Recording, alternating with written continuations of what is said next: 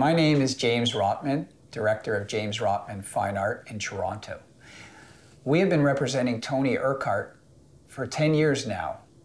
Tony is undeniably one of the most unique and significant Canadian artists living today.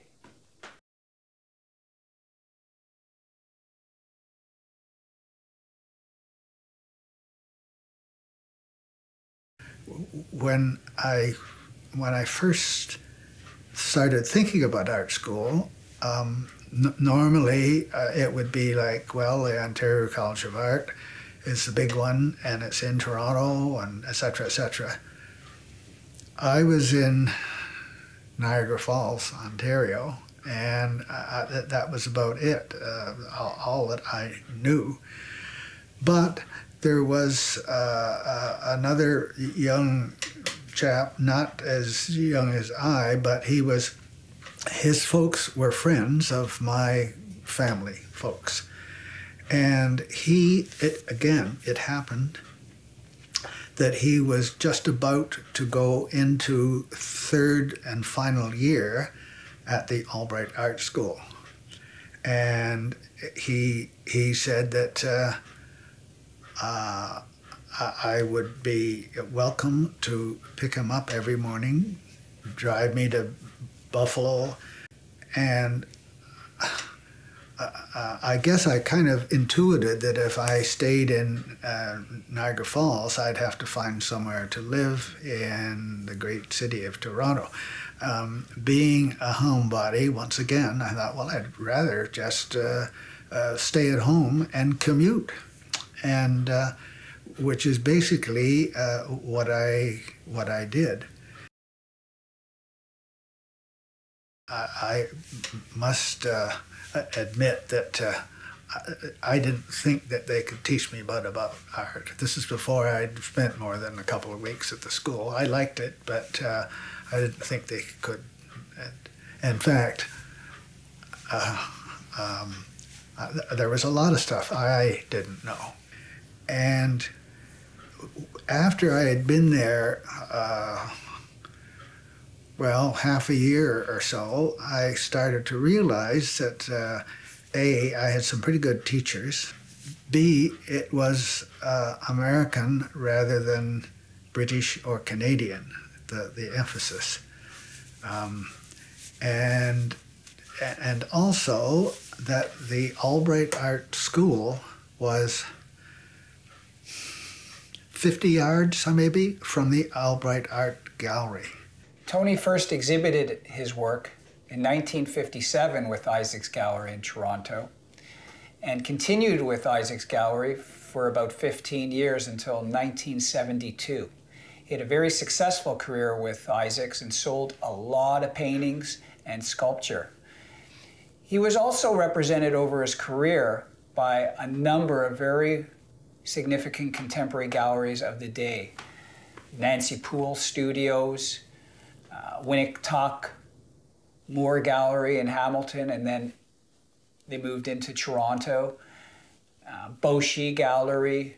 At the Guggenheim International in New York, Tony Urquhart's work was selected to show alongside artists such as Jean-Paul Riopelle, Graham Coftree, Charles Gagnon, and Jack Shadbolt, some very significant artists of the 20th century here in Canada. His work was also shown at the Pittsburgh Bicentennial at the Carnegie Institute in 1958, and again in 1962 at the Museum of Modern Art, where a number of his drawings were collected by the museum. The show was titled The Recent Acquisitions.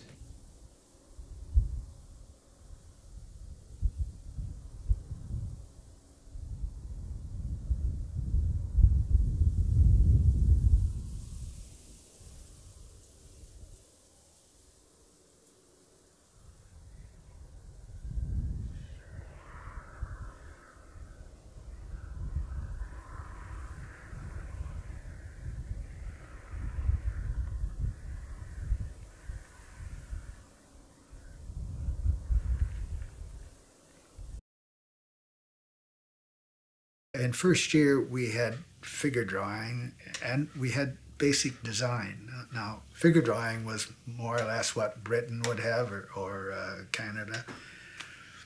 But basic design, well, I guess there was some basic design, but they were very keen on the Albright Art School, very keen on a lot of what they would call basic design, and that's what it was. We were given the very first thing, we were given a piece of cardboard by about 10 inches by 10 inches, and then we were told to put down on this white cardboard a black shape.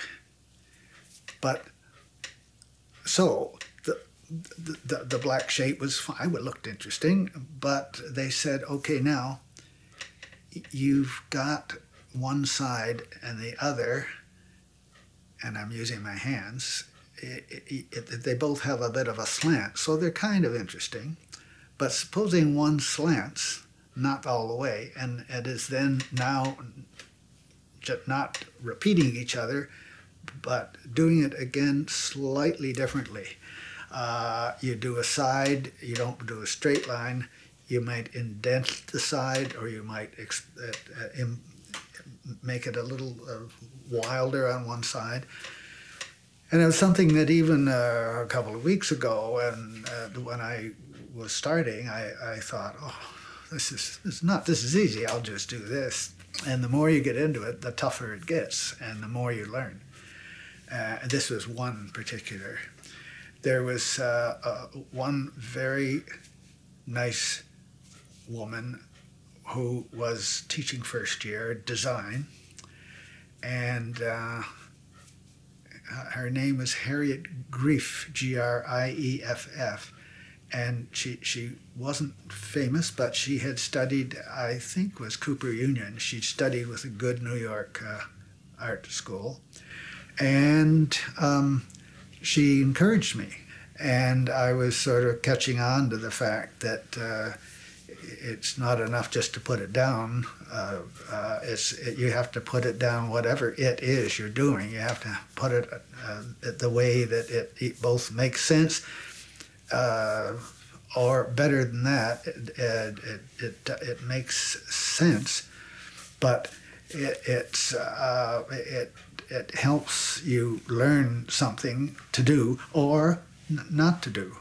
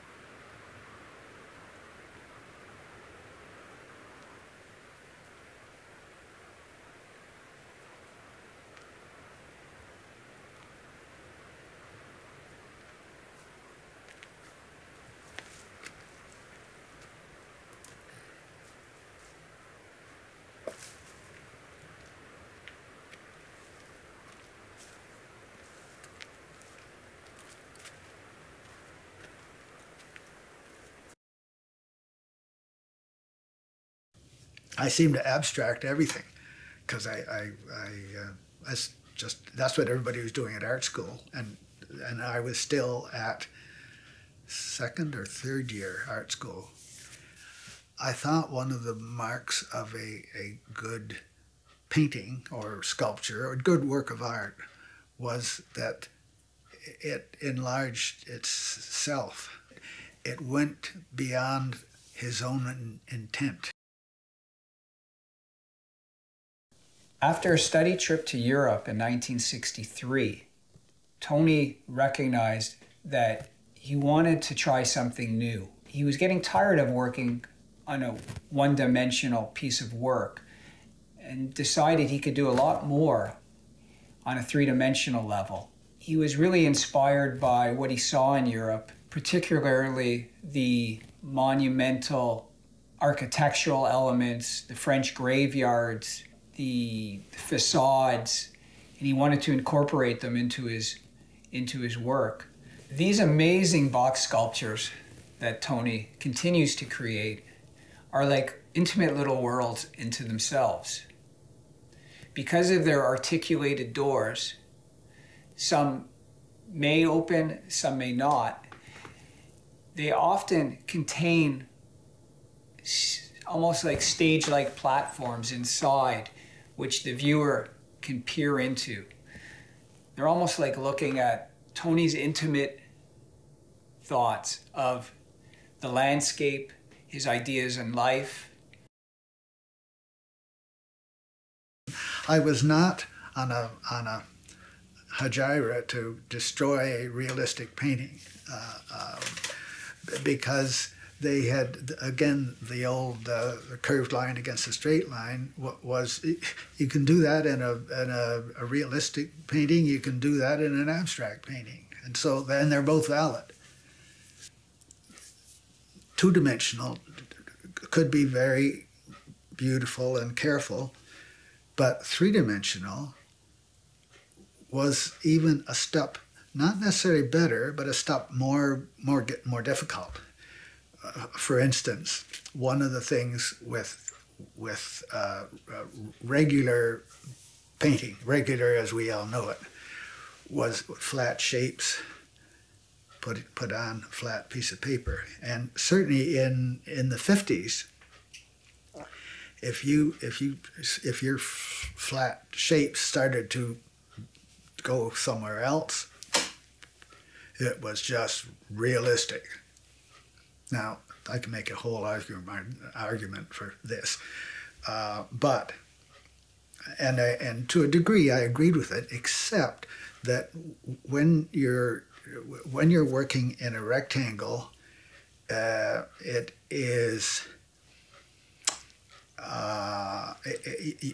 you're governed by the four sides. In fact, I used to say when I was teaching art, I used to say the first mark you made on this piece of paper was your fifth. And they said, huh? I said, okay, you've got four sides. The fifth side, everybody has four sides. The fifth side could be related and could. We actually did that in first year.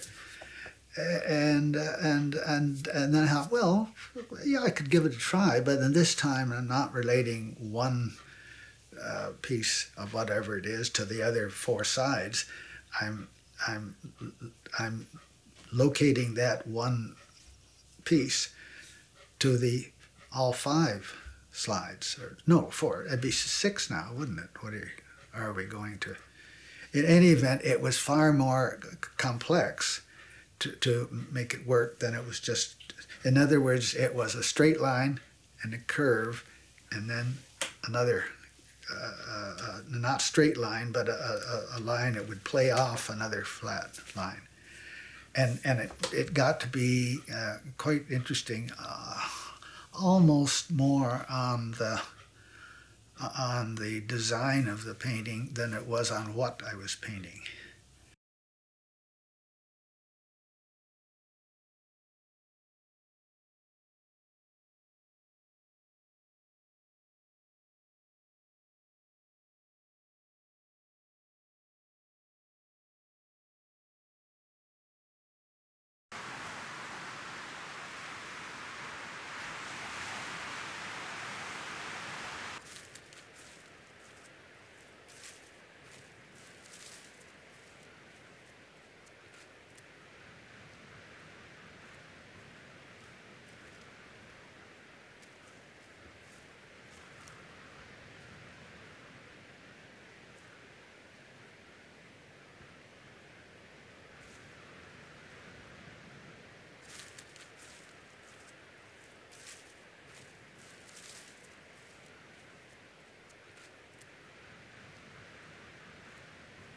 Tony takes the art of drawing seriously.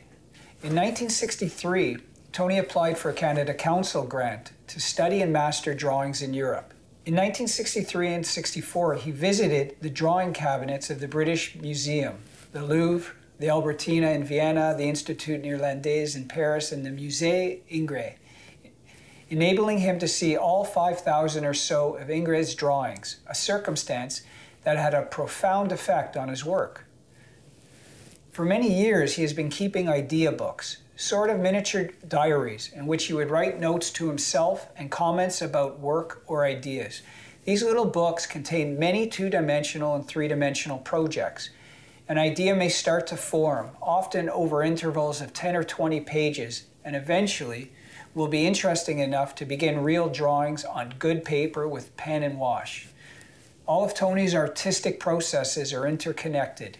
His drawings are often related to ideas found in his paintings.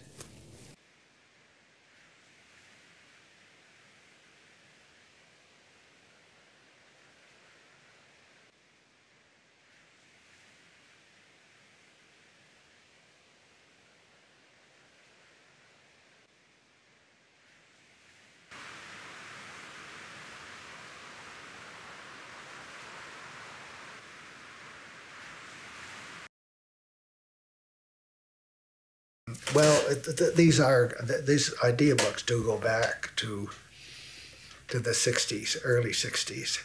And when you're doing two-dimensional, it's difficult. When you're doing three-dimensional, it's even more so. If you open a door, do you see it from this angle and that sort of thing, which I like too, because it makes it more difficult. But with an idea book, it doesn't matter whether I screw up and I do it again. I still have to pick Francis Bacon because I hated it. It was terrible. Just it broke all the rules. And the next thing I was working away, and I was breaking the rules, but it was his rules now. And he's certainly noted for breaking the rules. Tony was named to the Order of Canada in 1995 and was the recipient of the 2009 Governor General Award in Visual and Media Arts for his role as co-founder of CARFAC. Tony Urquhart's works can be found in major public art museums, including the National Gallery of Canada in Ottawa, the Art Gallery of Ontario, the Montreal Museum of Fine Arts, the Museum of Modern Art, which collected some of his drawings, the Hirshhorn Gallery in Washington, D.C., the Victoria and Albert Museum in London, England, the Museo Civico Lugano, Switzerland, and many of the other public art institutes across Canada and internationally include Tony's works in their collection. Thankful, I guess.